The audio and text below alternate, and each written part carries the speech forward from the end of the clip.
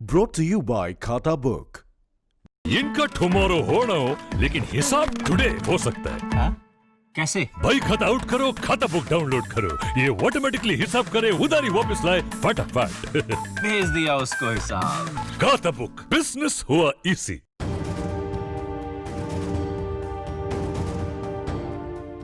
वैसे तो भूमाफिया चीन को कोई ना कोई देश झटका देता रहता है, लेकिन जब भारत या फिर भारत के मित्र देश अमेरिका चीन को झटका देते हैं तो चीन की चीख निकल जाती है।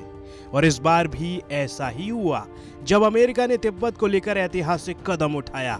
अमेरिका ने पहली बार सेंट्रल तिब्बत एडमिनिस्ट्रेशन के प्रधानमंत्री लोब्सांग सांगे को व्हाइट हाउस में आने का न्योता दिया, जिसके बाद डॉक्टर सांगे व्हाइट हाउस पहुंचे। इस दौरान उन्होंने तिब्बत मामलों के लिए नवनियुक्त अमेरिकी अधिकारी से मुलाकात की। 6 दशक में यह पहली बार है जब सीटीए के प्रमुख को व्हाइट हाउस में आमंत्रित किया गया।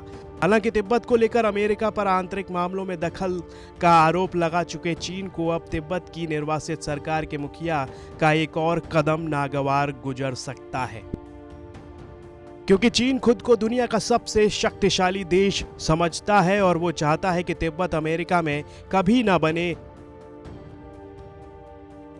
लेकिन लोब्सांग सांगे ने साहसिक कदम उठाते हुए चीन के विस्तारवाद की नींव हिला दी। बता दें, इस मुलाकात को लेकर सांगे ने ट्वीट करते हुए लिखा है कि बतौर केंद्रीय तिब्बत प्रशासन के राजनीतिक प्रमुख व्हाइट हाउस में पहली बार औपचारिक प्रवेश पाना गौरव की बात है। वहीं दूसरी तरफ उनकी इस यात्रा को लेकर सीटीए की तरफ से आधिकारिक बयान जारी किया गया है।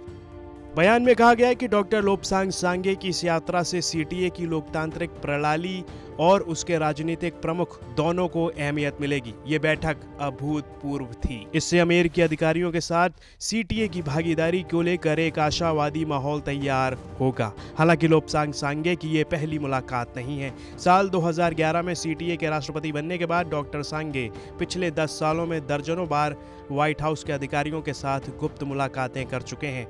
हालांकि इस बार उन्हें सीधे व्हाइट हाउस आने का न्योता मिला, जो आने वाले समय में अमेरिका के साथ अच्छे संबंध के संकेत हैं।